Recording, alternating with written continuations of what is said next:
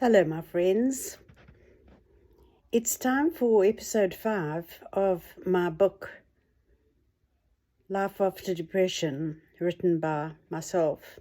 And I thought it might be a nice change, make it a little more personal, if I actually read it to you today. So, here goes. Let me know if you enjoy it, listening to it this way. So, we are moving away from the poor Rose phase. But the black monster kept turning up like an unwelcome visitor. Why had it chosen me so indiscriminately? Yes, I know that there are millions of people suffering from depression, and that I had not been specially chosen to suffer this way, but at that time I felt that I was the only person on the planet suffering from depression. So lonely, so very, very alone. I felt powerless to deal with the onslaught and completely vulnerable. At least I was beginning to be able to tell when it was going to happen. I realized today that being happy is standard for most people, unless of course they are going through some crisis in their lives. Most people take for granted when they wake up in the morning they are looking forward to their day. I know now that that is not normal, to feel constantly grateful for one's blessings. Yes, we do appreciate them, but we also learn to take them for granted, and that is normal human behavior. But even with all this analysis, the monster moved in anyway, determined to destroy everything in its path. It would take me down like a tsunami, moving in, causing havoc, and crushing everything in its path, and draw back, leaving total destruction. Because by the time it moved off again, I had lost another few days with my children, said things to those dear to me that I couldn't take back, and spent even more days off work sick. My life had become hell on earth. Every time after an episode, I would tell myself that at least next time I would know how to handle it when I saw it coming. I even devised a plan for myself. I decided I would imagine myself on an imaginary waveboard. And all I had to do was hold on very tightly as the depression took me deep, deep down into the dark swell. And if I just kept holding on, I knew I would resurface again. The trouble with that theory is it only works on the days when the sea is calm and flat. Every episode of depression felt like a new one, with new problems to overcome. I'd also recently started feeling abnormally high during my up times. I would experience feelings of excitement that were very hard to cope with, leaving me feeling anxious and shaky, and of course, I always knew that these feelings were followed by an enormous down. I never knew that this was just another symptom of depression. I was getting mentally and physically exhausted. I felt like I couldn't go on anymore. It would be so much easier to just stop the world and get off. This whole experience was such hard work. This is when I first contemplated suicide. The thought of spending another day alive, coping with a family, coping with my job, with my constant feelings of hopelessness was just too daunting a prospect. I felt too tired to even talk to anyone about how I felt this time. I had to end it.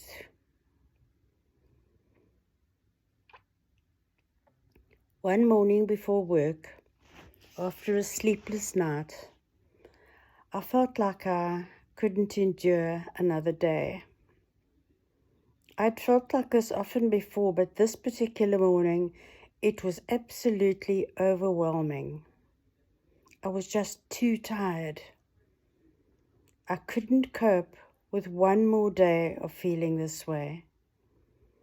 I decided I would drive along the coastal road when I left for work instead of the usual route, and I would simply drive over the edge of the cliff at a particularly high point.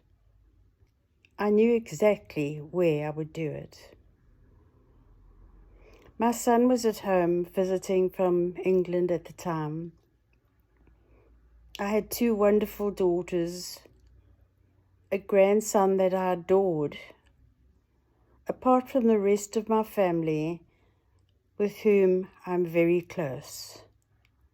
I would cut off a limb rather than cause any of those dear people pain. But at that moment, I never gave one of them a thought. I could only think about how tired I was, how incredibly tired I was. Too tired to think anymore, and too tired to get through another day. I needed it to stop. It's a very dark memory for me, and I still don't know how I stopped myself. Maybe I was too scared to do it then. I thank God for getting me to work that day and so many days thereafter. This was a very scary time for me and not a time I want to dwell on, but also a time that needs remembering in order to be of any help to others feeling like I felt. If I write this down, maybe one day it'll help someone else to know that they are not alone in those thoughts. Maybe I can help someone to know that this road has been walked many times before by people just like me who were also too tired to carry on with the day, too tired for the day-to-day struggles of trying to live a normal life, trying to be a mother, trying to be a sister, trying to be a friend. I felt if only I could have stayed in my bed forever, under the covers, behind closed doors, I could have coped. But life's not like that, is it? It requires that you take part even if you don't want to. I beg you, partners, family, friends, please don't judge someone for committing or attempting to commit suicide. I've often heard people say, how selfish. Didn't he or she give a second thought to the people they were leaving behind? Well, the true answer is no. At that time, you feel completely self-absorbed. No one else exists in your world. It's closed. It's a closed, dark place with nowhere out. Rather than ridicule someone for committing suicide or attempting to, please always be on the lookout for someone who looks like they could do with a shoulder to cry on.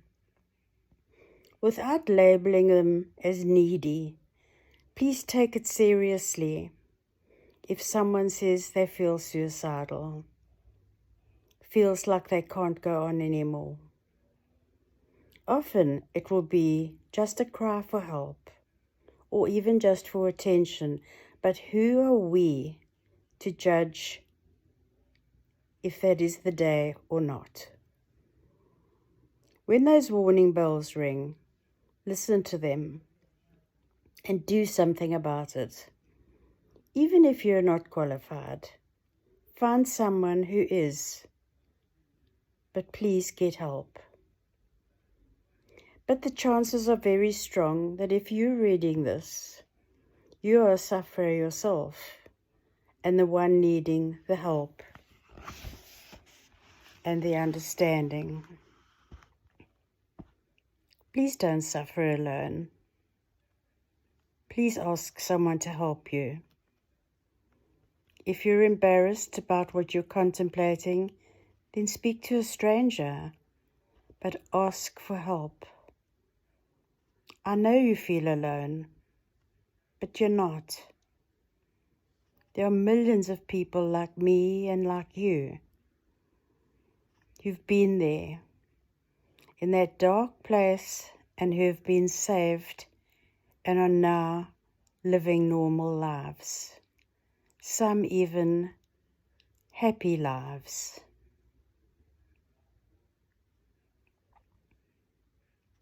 Many people have come back from that brink to live a normal, happy, fulfilled life.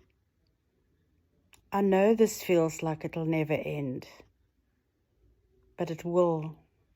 I promise you it will. After that episode, which I told nobody about, I knew I had to get some help urgently. I sought the help of yet another psychologist. She turned out to be my savior, and I was put onto new medication, which I would and will remain on for the rest of my life. Up until then, I had obviously been on lots of medication, but I don't think I ever really thought any of it would actually help me. I took it sporadically, forgot to take it when I felt better, and sometimes even rebelled against taking it.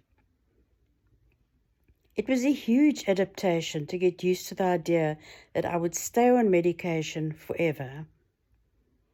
I had to accept I had a disorder just like any other disorder. Diabetes, overactive thyroid, a disorder for which I needed daily medication to function. The issue of the medication is a big one. I come across so many people who are suffering from depression and have been told by a professional to take medication. Even if they take it, often the minute they feel better, for some reason, they stop. Do you not understand that the reason that you are feeling better is because you are taking your medication? If you had diabetes and were put onto daily insulin injections, you wouldn't stop them the minute your blood sugar levels normalized, would you? The same applies to medication for depression. Yes, I know it's difficult to get used to the idea, and yes, I also know that even in this day and age, there is a stigma attached to taking antidepressant meds. But remember, the know-alls creating the stigmas are not the depressed ones. You have to find a way to get your head around the fact that you will take medication for the rest of your life. I know that sounds like an awfully long time, but try doing that time without the medication and see how long it feels. Every time I meet someone who's been battling with depression for many years without any success or respite, almost without exception, I also discover that person has been either self-medicating, changing medications, stopping medication, and so on. I cannot say enough how important this part of your healing is. Please listen to your specialist. He or she knows more about it than you or I do. Also, please be aware that we all have different chemical makeups. A medication that suits me may not suit or help you. So don't ditch your psychiatrist because the first 2 or 3 types of medication he or she tried didn't work. It's sometimes a lengthy process. Just know that they will eventually find the right medication for you, and you will soon feel very much better. Well, that is the end of episode 5. And let me know if you enjoyed having it read to you by me. It just felt cozier somehow to me and more personal. But I do hope you enjoyed it. See you next time. Bye for now.